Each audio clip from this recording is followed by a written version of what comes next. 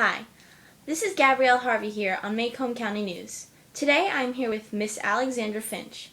How are you today, Miss Alexandra? I'm doing well, thank you. So, Miss Alexandra, can you tell us what went on the night that Bob Ewell died? Sure. Jean Louise and Jeremy were on their way home from a pageant at school. From what I heard from Jean Louise, Jeremy said he heard noises behind him when they were walking home. They both just thought it was that boy Cecil Jacobs sneaking up on them again like he did when they were walking to school earlier. Jean Louise called his name out, but he didn't respond. Then, when they were about to reach the road, Bob Ewell began to run after them. But they didn't even know who it was yet.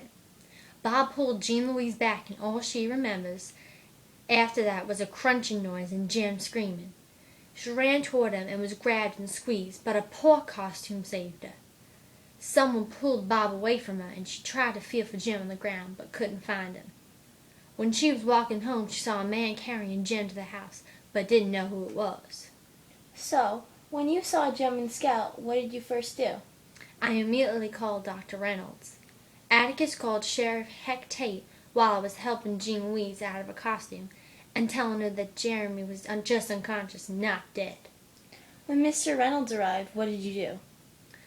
He went into Jem's room and told us that Jem had a broken arm and a bump on his head, but that he would be fine in no time. What happened when Mr. Heck Tate arrived? Sheriff Heck Tate told Atticus that Bob Ewell was lying under a tree, dead, with a knife in his ribs. Who was the man that carried Jem home? Mr. Arthur Radley, whom the children would prefer to call Boo Radley. He remained quiet in the corner, and then Scout walked him home. Did anything else happen that night? Well, Atticus and Heck Tate were arguing about who killed Bob, and then they concluded that it was a suicide. Well, that's all we have for today, and I will see you next time on Macomb County News. Thank you and have a nice night.